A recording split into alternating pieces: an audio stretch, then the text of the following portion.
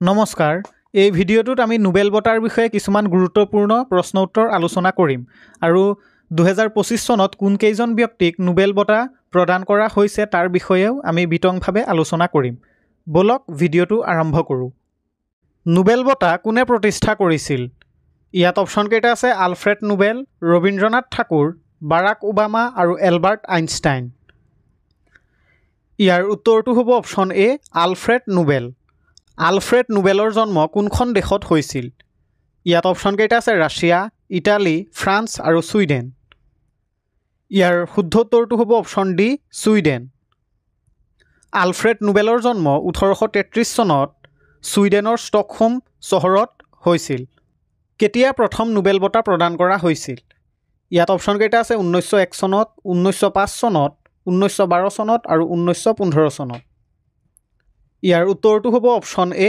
1901 চনত প্ৰথম নোবেল বঁটা 1901 চনৰ 10 ডিচেম্বৰ তাৰিখে প্ৰদান কৰা হৈছিল প্ৰতি বছৰে কোন তাৰিখে নোবেল বঁটা প্ৰদান কৰা হয় ইয়াত অপচন কেইটা আছে 15 আগষ্ট 5 ছেপ্টেম্বৰ 20 অক্টোবৰ আৰু 10 ডিচেম্বৰ ইয়াৰ উত্তৰটো হ'ব অপচন ডি 10 ডিচেম্বৰ প্ৰতি বছৰে 10 ডিচেম্বৰ তাৰিখে নোবেল বঁটা প্ৰদান কৰা হয় প্ৰতি বছৰে 10 ডিচেম্বৰ তাৰিখটো নোবেল দিৱস হিচাপেও পালন কৰা হয় এছিয়াৰ পৰা নোবেল বঁটা লাভ কৰা প্ৰথমজন ব্যক্তি কোন ইয়াত অপচন কেইটা আছে ৰবীন্দ্ৰনাথ ঠাকুৰ মাদাৰ টেৰেছা অমৰ্ত্য সেন আৰু কৈলাশ সত্যাৰ্থী ইয়াৰ উত্তৰটো হ'ব অপচন এ ৰবীন্দ্ৰনাথ ঠাকুৰ ৰবীন্দ্ৰনাথ ঠাকুৰে 1913 চনত গীতাঞ্জলি কাব্যগ্ৰন্থৰ বাবে এছিয়াৰ পৰা প্ৰথম নোবেল বঁটা লাভ কৰিছিল আটাইতকৈ কম বয়সত কোনে নোবেল বঁটা লাভ কৰিছে ইয়াত অপচন কেইটা আছে মালালা ইউছুফজাই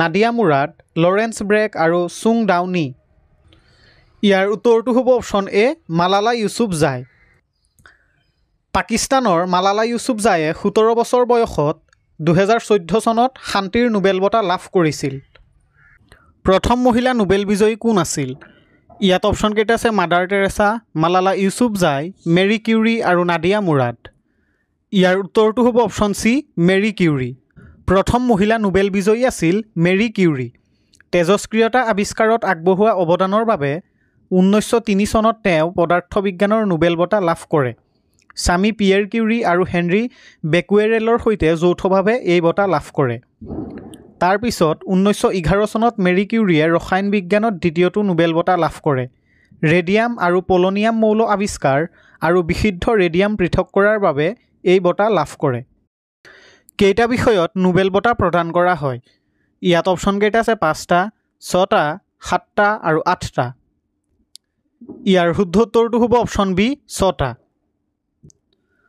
পদাৰ্থ বিজ্ঞান ৰসায়ন বিজ্ঞান চিকিৎসা সাহিত্য শান্তি আৰু অৰ্থনীতি এই 6টা বিষয়ত নোবেল বঁটা প্ৰদান কৰা হয় কোনখন চহৰত নোবেল বঁটা প্ৰদান কৰা হয় ইয়াত অপচন কেইটা আছে নিউয়ৰ্ক ষ্টকহোম পেৰিছ আৰু ৰোম ইয়াৰ উত্তৰটো হ'ব অপচন বি ষ্টকহোম ছুইডেনৰ ষ্টকহোম চহৰত নোবেল বঁটা প্ৰদান কৰা হয় শান্তিৰ নোবেল বঁটা কোনখন দেশত প্ৰদান কৰা হয় ইয়াত অপচন কেইটা আছে ডেনমাৰ্ক ফ্ৰান্স ছুইজাৰলেণ্ড আৰু নৰৱে ইয়াৰ উত্তৰটো হ'ব অপচন ডি নৰৱে নৰৱেৰ অছলো চহৰত শান্তিৰ নোবেল বঁটা প্ৰদান কৰা হয় যিকোনো এটা ক্ষেত্ৰত কিমান মানুহক নোবেল বঁটা প্ৰদান কৰিব পাৰি ইয়াত অপচন কেইটা আছে 1 2জন 3জন আৰু 4জন ইয়াৰ শুদ্ধ উত্তৰটো হ'ব অপচন চি 3জন যিকোনো এটা ক্ষেত্ৰত 3জন ব্যক্তিক নোবেল বঁটা প্ৰদান কৰিব পাৰি কোন চনৰ পৰা অৰ্থনীতিৰ নোবেল বঁটা আৰম্ভ হৈছিল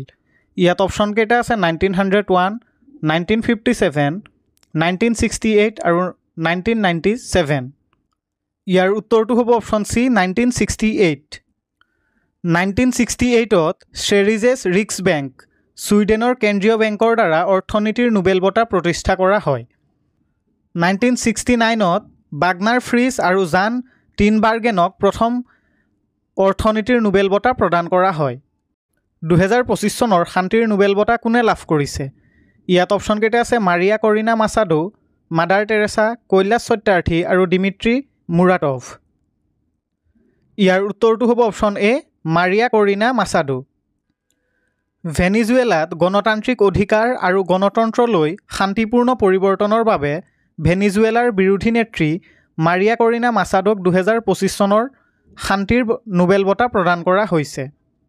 2025 চনৰ চিকিৎসা বিজ্ঞানৰ নোবেল বঁটা কোনে লাভ কৰিছে? ইয়াত অপশ্যনকেইটা আছে মেৰী ই ব্ৰংকো, ফ্ৰেড ৰেমছডেল আৰু চিমন চাকাগুচি আৰু ওপৰৰ আটাইকেইজন। ইয়াৰ উত্তৰটো হ'ব অপশ্যন ডি, ওপৰৰ আটাইকেইজন। ৰোগ প্ৰতিৰোধ ক্ষমতাই শৰীৰত নিজৰ কলাবোৰক আক্ৰমণ কৰাত বাধা দিয়াৰ বাবে অতি গুৰুত্বপূৰ্ণ নিয়ন্ত্ৰক টি-কোষ চিনাক্তকৰণৰ বাবে মেৰী ই ব্ৰংকো, ফ্ৰেড ৰেমছডেল আৰু চিমন চাকাগুচিক 2025 চনৰ চিকিৎসা বিজ্ঞানৰ নোবেল বঁটা প্ৰদান কৰা হৈছে। তেওঁলোকৰ এই তথ্যসমূহ অট'ইমিউন ৰোগ, কেঞ্চাৰৰ নতুন চিকিৎসা পদ্ধতি উদ্ভাৱন আৰু অংগ প্ৰতিস্থাপনৰ পিছত হোৱা জটিলতা প্ৰতিৰোধৰ বাবে অতি গুৰুত্বপূৰ্ণ। 2025 চনৰ পদাৰ্থ বিজ্ঞানৰ নোবেল বঁটা কোনে লাভ কৰিছে?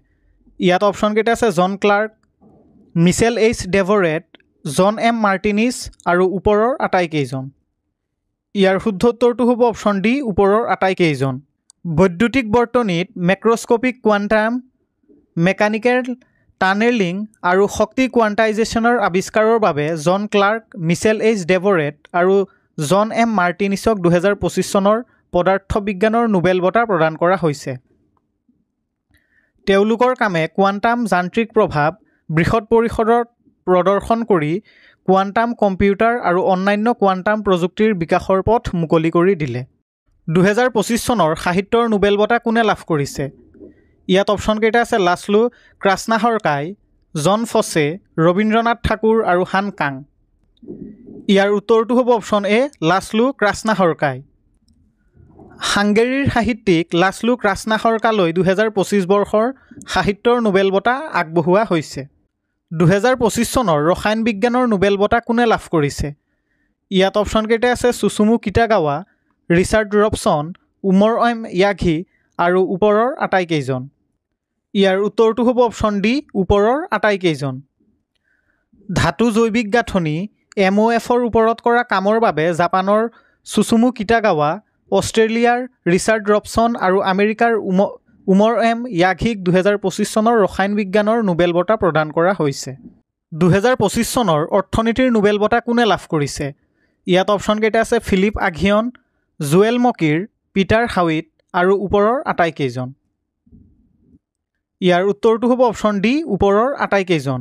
2025 চনৰ অৰ্থনীতিৰ নোবেল বঁটা ফিলিপ আগহিয়ন, জুৱেল মকিৰ আৰু পিটাৰ হাউইট এই তিনিওগৰাকীয়েই লাভ কৰিছে। কোনজন ভাৰতীয় ব্যক্তিয়ে মালালা ইউছুফজাইৰ সৈতে শান্তিৰ নোবেল বঁটা যৌথভাৱে গ্ৰহণ কৰিছিল? ইয়াত অপশ্যনকেইটা আছে মাদাৰ টেৰেছা, কৈলাশ সত্যাৰ্থী, অভিজিৎ বেনাৰ্জী আৰু অমৰ্ত্য সেন। ইয়াৰ উত্তৰটো হ'ব অপশ্যন বি, কৈলাশ সত্যাৰ্থী। ভাৰতীয় শিশু অধিকাৰ কৰ্মী কৈলাশ সত্যাৰ্থীয়ে 2014 চনত মালালা ইউছুফজাইৰ সৈতে যৌথভাৱে শান্তিৰ নোবেল বঁটা লাভ কৰিছিল। 1979 চনত নোবেল বঁটা লাভ কৰা প্ৰথমগৰাকী ভাৰতীয় মহিলা কোন? ইয়াত অপশ্যনকেইটা আছে সৰোজিনী নাইডু, ইন্দিৰা গান্ধী, মাদাৰ টেৰেছা আৰু মীৰা কুমাৰ। ইয়াৰ উত্তৰটো হ'ব option C, Mother Teresa. Mother টেৰেছাই 1979 চনত শান্তিৰ নোবেল বঁটা লাভ কৰিছিল। কলিকাতাত প্ৰতিষ্ঠা কৰা মিছনেৰিজ অৱ চেৰিটি নামৰ সংগঠনৰ জৰিয়তে দৰিদ্ৰ আৰু মৃত্যুমুখী লোকৰ সৈতে কৰা মানৱীয় কামৰ বাবে তেওঁক এই বঁটা প্ৰদান কৰা হৈছিল। 1980 চনত ভাৰতৰ সৰ্বোচ্চ সামৰিক সন্মান ভাৰত ৰত্ন বঁটাও লাভ কৰিছিল। পদাৰ্থ বিজ্ঞানৰ নোবেল বঁটা লাভ কৰা প্ৰথমজন ভাৰতীয় কোন আছিল? ইয়াত অপশ্যনকেইটা আছে CV ৰমন, অভিজিৎ বেনাৰ্জী, কৈলাশ সত্যাৰ্থী আৰু অমৰ্ত্য সেন। ইয়াৰ উত্তৰটো হ'ব অপশ্যন এ, CV ৰমন। পোহৰ বিকিৰণ আৱিষ্কাৰৰ ওপৰত কৰা কামৰ বাবে 1930 চনত ছাৰ চন্দ্ৰশেখৰ ভেংকট ৰমন পদাৰ্থ বিজ্ঞানৰ নোবেল বঁটা লাভ কৰিছিল। তেওঁ আৱিষ্কাৰ কৰিলে যে যেতিয়া পোহৰ কোনো স্বচ্ছ পদাৰ্থৰ মাজেৰে পাৰ হয় তেতিয়া বিচ্যুত পোহৰৰ কিছুমানৰ তৰংগ দৈৰ্ঘ্যৰ পৰিৱৰ্তন হয়। এই ঘটনাক ৰমন প্ৰভাৱ নামেৰে জনা যায়। হৰগোবিন্দ খুৰানাই কোনটো ক্ষেত্ৰত নোবেল বঁটা লাভ কৰিছিল? ইয়াত অপশ্যনকেইটা আছে পদাৰ্থ বিজ্ঞান, চিকিৎসা বিজ্ঞান, অৰ্থনীতি বিজ্ঞান আৰু শান্তি। ইয়াৰ উত্তৰটো হ'ব অপশ্যন বি, চিকিৎসা বিজ্ঞান।